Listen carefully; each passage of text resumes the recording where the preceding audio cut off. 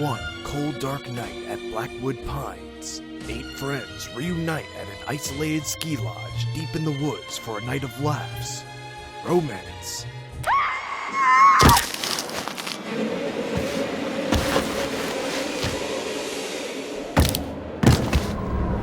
and murder. No, this isn't the latest trailer for an upcoming B-horror movie. It's actually Until Dawn, a video game that puts players into a B-horror movie and lets their decisions as well as their gameplay successes and failures dictate the direction of the story. It's also probably the most thrilling movie game that's ever been released, certainly the one with the best acting. As I mentioned earlier, Until Dawn's premise is basically straight out of a B-horror movie. 1 year ago, a group of friends pulled a mean-spirited prank that led to one of their friends, Hannah, to run out into the woods with their sister Beth following her. They were never seen again. A year later, the brother of Hannah and Beth, Josh, played by the fantastic Rami Malek, invites everyone back to the Blackwood Mountain Ski Lodge to reunite, pay their respects, and just have a great night together with friends. As you might imagine, things take a turn for the worse as the 8 friends have to not only deal with a masked psychopath out to murder each and every one of them, but also the dark mysteries of Blackwood Mountain. Okay, take it easy. Not so fast, cowboy. It's a testament to Until Dawn's character development that by the end, I did actually care about who lived and who died, because at the start of the game, I hated just about every single one of them. Mike is a loudmouth jock who basically makes a bad sex joke and reference every other sentence. You're a worthy opponent, Miss Jessica, the Snowball Queen. Okay, that sounds vaguely dirty. Emily is a caricature of a human being that is mean and nasty just for the sake of being mean and nasty. Hey, could you take these the rest of the way? Yeah, just all the bags. Don't think, you idiot! Just get me out of here! Stop talking! I can't take it! Chris has the potential to be the kind of person who would shoot a squirrel and think it makes him look cool. Oh, come on. Squirrels are just rats with bushy I tails. cannot believe you just did that. And Sam? I don't know. Sam's alright, I guess.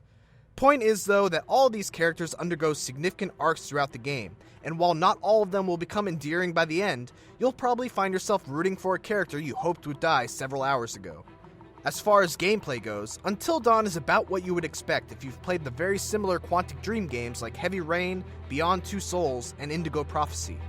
Of the 3, Until Dawn is most similar to Heavy Rain, since it puts you in control of many different characters, with each of them being in a different location, experiencing their own part of the story. Many characters, like Sam, spend most of their time exploring the lodge, while others, like Mike and Jess, are mostly out in the woods discovering the many secrets of Blackwood Mountain. And like you would expect, Until Dawn is very QTE heavy.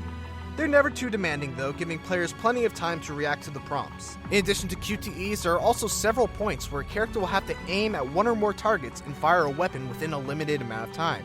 Or not. Sometimes the best answer is to simply let time expire and potentially save whatever ammo you currently have. There are also some intense moments where you must keep the controller completely still to avoid being spotted.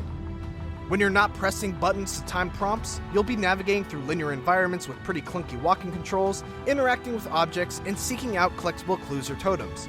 Totems are a particularly cool gameplay twist, as they will provide a brief glimpse at a future event. Death totems show a character's potential death, guidance totems clue you in on what you should do at a choice, and fortune totems show a future that a character may want to strive for.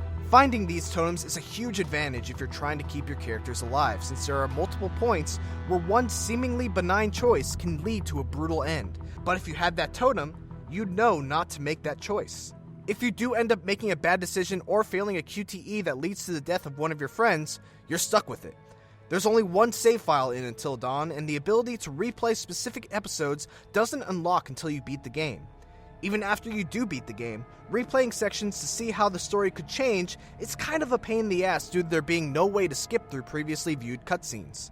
One thing that Until Dawn is great at is building tension.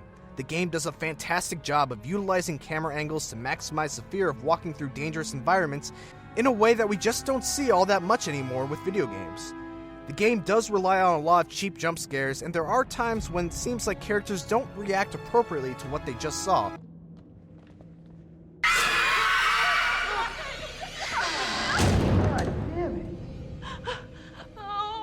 But overall, the horror atmosphere is top-notch, and I'd be lying if I didn't say that this game scared the crap out of me on numerous occasions.